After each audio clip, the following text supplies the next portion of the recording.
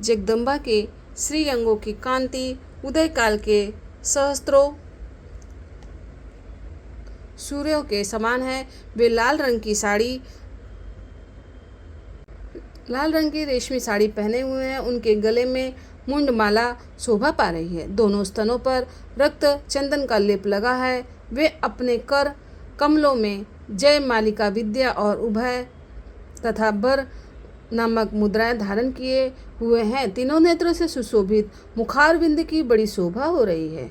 उनके मस्तक पर चंद्रमा के समान ही रत्नमय मुकुट बंधा है तथा वे कमल के आसन पर विराजमान हैं। ऐसी देवी को मैं भक्तिपूर्वक प्रणाम करता हूँ। ऋषि कहते हैं, दैत्यों की सेना को इस प्रकार तहस नहस होते देख महादैत्य सेनापति चिछुर क्रोध में भर कर अंबिका देवी से युद्ध करने के लिए आगे बढ़ा। वह असुर रणभूमि में देवी के ऊपर इस प्रकार बाणों की वर्षा करने लगा जैसे बादल मेरुगिरी के शिखर पर पानी की धार आ रहा हो।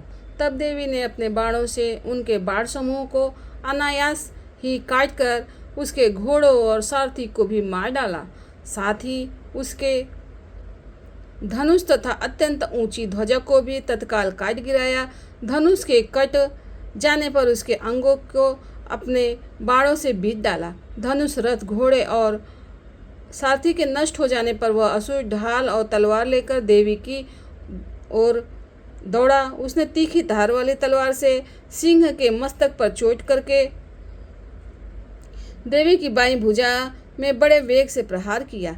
राजन, देवी की बाह पर पहुंचते ही वह तलवार टूट गई। फिर तो क्रोध से लाल आंखें करके उस राक्षस ने शूल हाथ में लिया और इसे उस महादैत्य ने भगवती भद्रकाली के ऊपर चलाया। वह शूल आकाश से गिरते हुए सूर्यमंडल की भांति अपने तेज से प्रज्वलित हो उठा। उस शूल को अपनी ओर आते देख देवी ने भी शूल का प्रहार किया।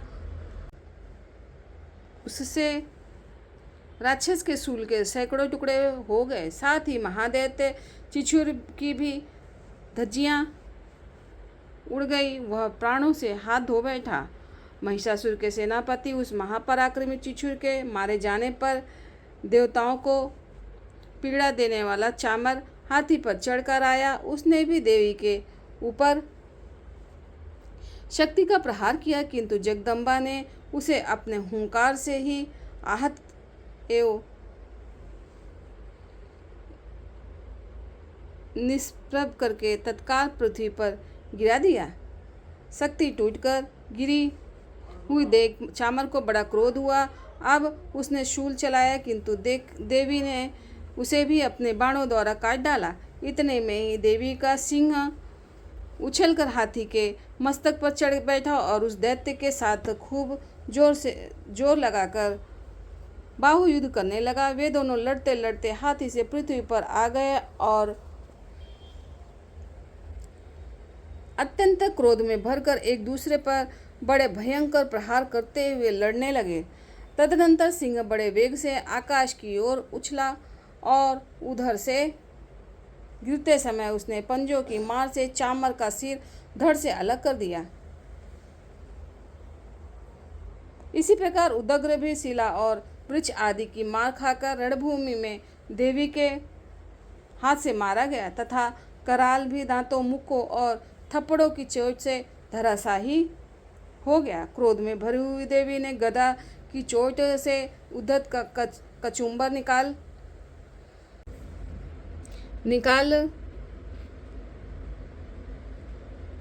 डाला। भिंदीपाल से वास्कल को तथा बाणों से ताम्र और अंधक को मौत के घाट उतार दिया। तीनों नेत्रों वाली परमेश्वरी ने त्रिशूल से उग्रस्य, उग्रवीर तथा महाहनु नामक दैत्यों को मार डाला।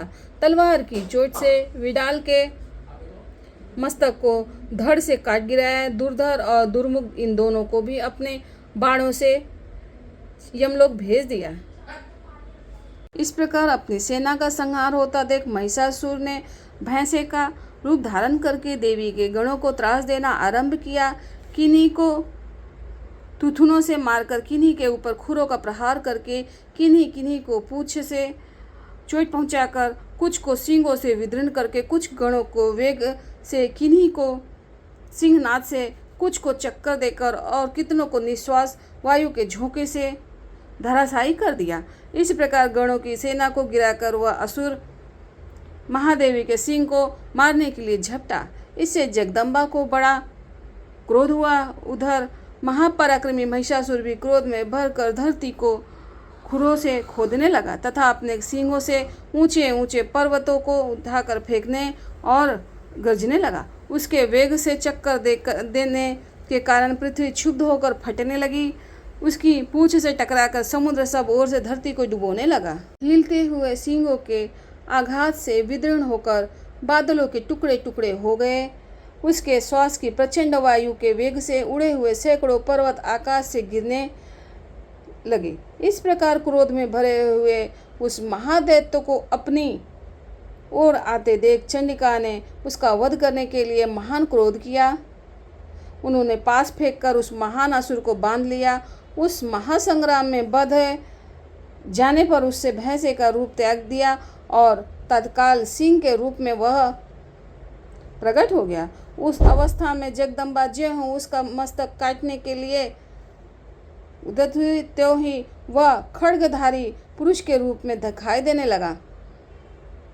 तब देवी ने तुरंत ही बाणों की वर्षा करके ढाल और तलवार के साथ उस पुरुष को भी बीत डाला। इतने में ही वह महान गजराज के रूप में परिणत हो गया तथा अपनी सूंड से देवी के विशाल सिंह को खींचने और गरजने लगा। खींचते समय देवी के तलवार से उसकी सूंड काट डाली। तब उस महादैत्य ने पुनः भैंसे का शरीर धारण कर लिया और पहले की ही भांति चराचर प्राणियों सहित तीनों लोकों को व्याकुल करने लगा। तब क्रोध में भरी हुई जगत माता चंडिका बारंबार उत्तम मधु का पान करने और लाल आंखें करके हंसने लगी। उधर वह बल और पराक्रम के मद से उन्मत्त हुआ राक्षस गरजने लगा और अपने सिंहों से चंडी के ऊपर पर्वतों को फेंकने लगा। उस समय देवी अपने बाणों के समूह से उनके फेंके हुए पर्वतों को चूर्ण करती हुई बोली। बोलते समय उनका मुख मधु के मद से लाल हो रहा था और वाणी लड़खड़ा रही थी।